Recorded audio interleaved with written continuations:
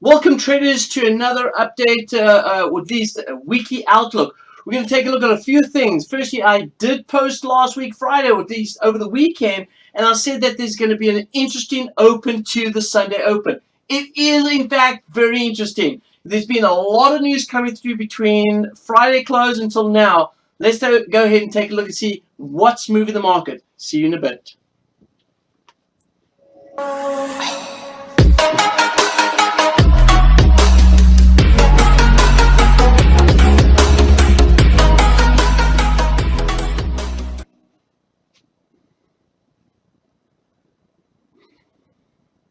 And wow, what is moving the market this Sunday open? Well, let's take a look and see what the news has got right here. Take a look at the chart. You'll see a lot of news coming out right here. We've got China willing to resolve this trade dispute. We've got Trump talking to Prime Minister Abe. Very big trade deal with Japan closed.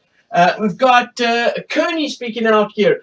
But the bigger movers so far over the weekend is the fact that we had Friday, we had Trump tweeting out that we don't need China.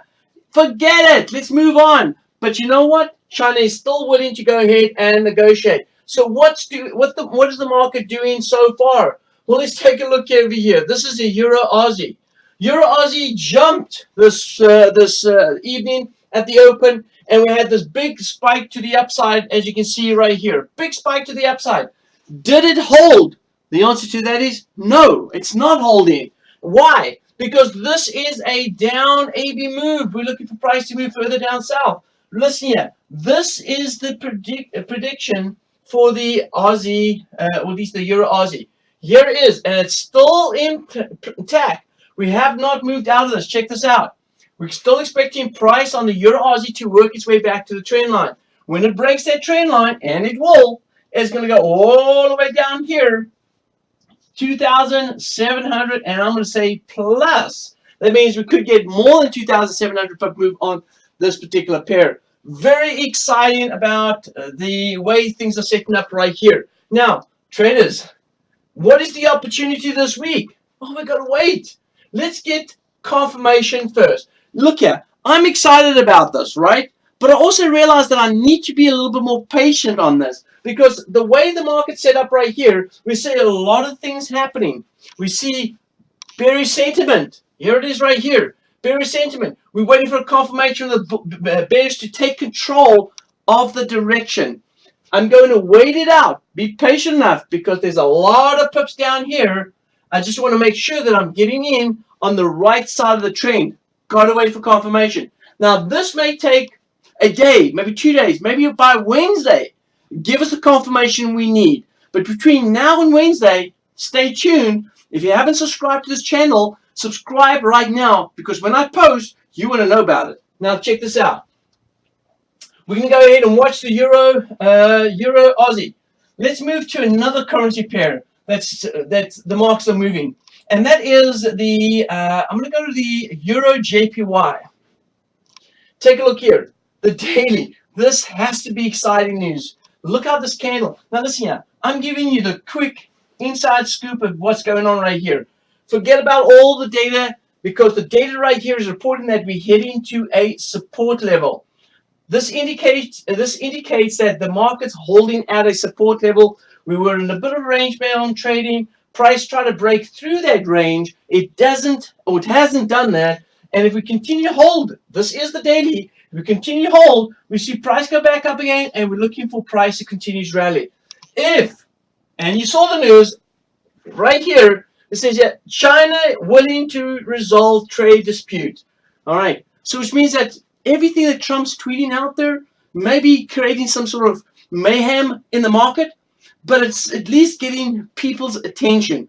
And if China is willing, and they're already going ahead and saying, hey, we got agreement, we got things happening that's going to take place with Japan in September, things may start to kick off, because we still got tariffs, right, taking place on 1st of September, and then we got, of course, 1st of October as well.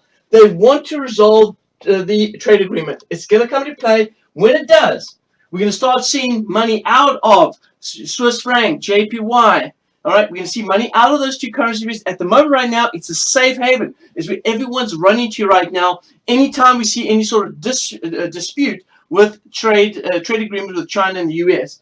But that's going to end. And when it does, we can start seeing some weakness out of JPY, weakness out of Swiss franc, which means this pair right here, Euro JPY, we're going to see starting to rally up. Another pair that's real interesting that I've got my eye on is the, let's take a look right here, is the, was it the Aussie JPY or was it the Aussie US dollar? Aussie JPY it is. Okay, it's another JPY cross. Take a look right here. The market is holding at the support. Traders, if we continue to see that support hold by the end of the day tomorrow, which means start a new day tomorrow, buyers are going to be in the market. Now, I know timing is important, right? Maybe not tomorrow, maybe the day after. But if I get any bullish signal right here, I'm going to start looking to buy long on Aussie JPY. Now, let's take a look at another currency pair. In fact, I'm going to go to the pound Canadian. Now, we know that pound Canadian is giving us a lot of strength, but the question is, when do we start buying in the pound Canadian? Well, the deal is this, traders. If you look at the pound Canadian right here, we're in a ABC correction move. If you don't know what that means, it's an Elliott wave format or structure based on a correction move, and it's called an ABC. Now, this ABC means that the market is trying to retrace before continuing in the trend. And if this is going to happen, that means that we could be seeing pound Canadian going up before coming back down south. How far it's going to go up? Well, we'll have to take a look and see the movement and the structure that is formed in this ABCD correction. Now, this is the deal. Is it time to start buying right now? No, because why? Well, if we go down to the lower time frame, and I'm going to do that, you can see right here, this is the reason why. Not only do we have this beautiful, if you look over here, we have this beautiful crown set up. If you don't know what a crown is, it's a reversal pattern. And this reversal pattern says bulls are in control. Now what we're going to do is we're going to come back and then rally back up again. So which means that if I look at the pound crosses, and I've looked at not only this one, but I've looked at a lot of pound crosses, and it states that, or at least is indicating, that we could see some weakness out in pound in the short term as it positions itself to continue to move north, which means that we can still see some stronger pound over the next few weeks, but we're first going to see a correction move and then a rally. Now, this could mean that maybe the first part of this week is going to be that bearish correction move, and then price is going to take off around about late Wednesday, Thursday, going into Friday, and maybe start off the following week with a nice move to the upside. So this could be us positioning ourselves, forming this correction before the market goes back up. Also, if you go ahead and take a look at US oil. US oil is in a very good position for traders to start thinking bearish. Take a look right here. The market's setting up in this sequence of waves.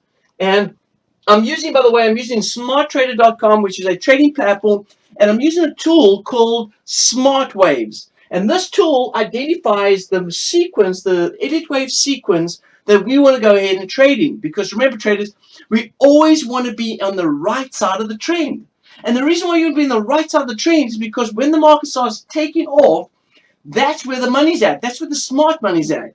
So if you take a look over here, US oil is currently setting up to move from a wave 2 to a wave 3. And what does that mean? That means price is going to go ahead and start heading south. If you look at the price target, we're looking at around about $41 a barrel. Wow. And if it drops even further, we could get down to about $36 to $35 a barrel. That's pretty weak. Now, it's starting and it's starting to move. Now, what does the US oil do?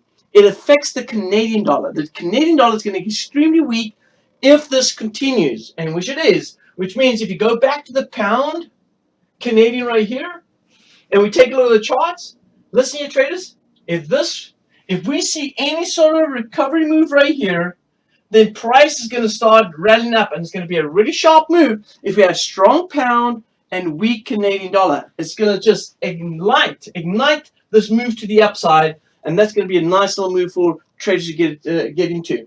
So that's one right here. And I'm also seeing, if I go to the pound US dollar, this is why I said pound across the board are all indicating bulls, bulls, bulls. If you take a look over here, this is a nice little pattern, a sequence of waves that we are going to look for price to move up to this level at 128. So 128, so we're going to see price move up, down, up, down.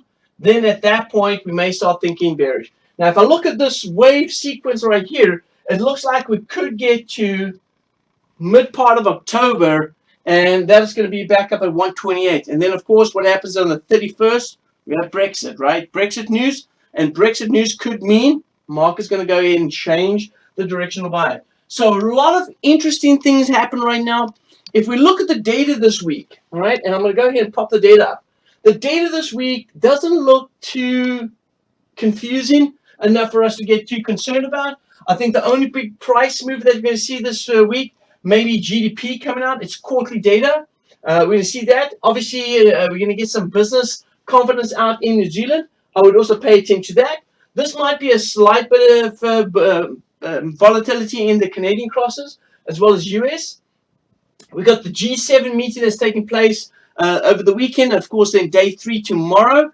That is also going to be dependent, of course, what sort of an agreement and talks happen. I'm almost positive that we're going to get some sort of tweet out from Trump letting us know exactly how things are going. He's already starting to send out some tweets about agreements and talks that they're having with Prime Minister Abe from Japan. And of course, we've had some discussions going around, some news which he's calling fake news about I believe it was Canada.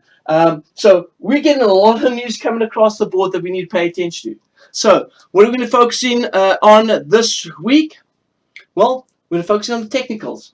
Right now, we're not ready to start reacting and getting in yet. I spoke to a couple of members on Facebook, specifically Tony jumping in on the Euro Aussie already on the shorts, adding some positions on his shorts. I believe the Euro Aussie is going to continue to fall. I'm going to wait for the opportunity once it confirms a signal. So there's a lot of good stuff happening. We just need to be a little bit more patient. But once it sets up, I believe coming Monday, Tuesday, Wednesday, trading opportunities are going to start presenting themselves, and we need to take action. So I'm excited about it. Great week this week. Listen, you guys, thanks for tuning in. Don't forget to subscribe to the channel, because as soon as I post videos, I want you to get access to that, because things are happening and we got to know when and how to be able to take action.